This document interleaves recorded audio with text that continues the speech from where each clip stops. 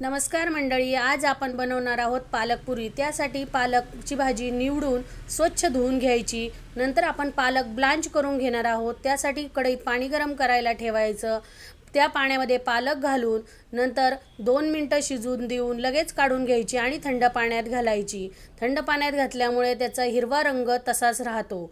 नंतर एक मिक्सरचे भांडे घेऊन त्यामध्ये हे ब्लांच केलेली पालक घालायची। त्यात थोडीशी कोथिंबीर, जिरे, हिरवी मिरची, लसूण घालायचं आणि हे सगळं मिश्रण वाटून घ्यायचं।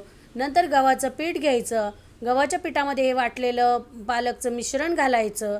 त्यामध्ये मीठ, हळद, मिरची, तीळ हे घालायचे आणि नंतर त्यामध्ये थोडंसं तेल घालायचं।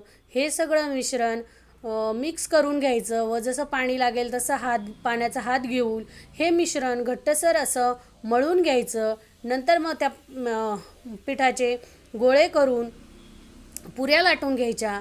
कढईत तेल गरम करायला ठेवायचं आणि पहा आपल्या सुंदर अशा पुऱ्या तयार होतील। थँक्यू। तुम्हाला कशा वाटल्या त्या नक्की सांगा।